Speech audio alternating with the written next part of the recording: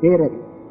அந்த பேரறிவை தன்னுடைய முழுமையை அறிந்து கொண்டு இறைவன் தான் எல்லா பொருளும் அறிவாய் இருந்து அந்தந்த இடத்துல இயங்கிக் கொண்டிருக்கிறான். மனிதனிடத்தில் 6வது அறிவா இருக்கிறான்.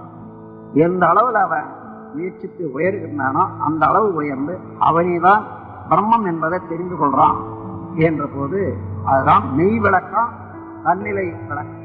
அப்போ instinct, experience, knowledge, wisdom, self realisation, இந்த 5 அறிவுடைய செயல்கள் என்று கூறி இதை அறிவதற்கெல்லாம் இடமாக இருப்பது, ரகசிய பொருளாக இருப்பது உயிர்தான்.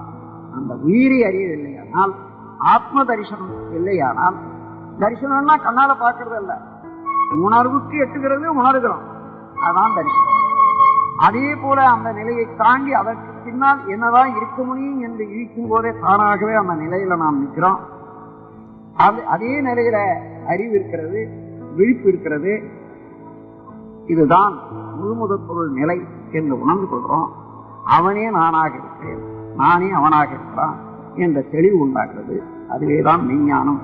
நீங்கள் சிந்திக்க சிந்திக்க சிந்திக்க சிந்தனையின் காரணமாக மனம் ஒடுங்கி மெய்ப்பொருள் உணர்ந்து நீங்கள் எல்லோரும் தெளிவான அறிவோடு உலக வாழ்வில் சிக்கலின்றி ஈடுபட்டு நிறைவும் இன்பமும் பெற வேண்டும் என்று வாழ்த்தி உரையை முடிக்கிறேன்.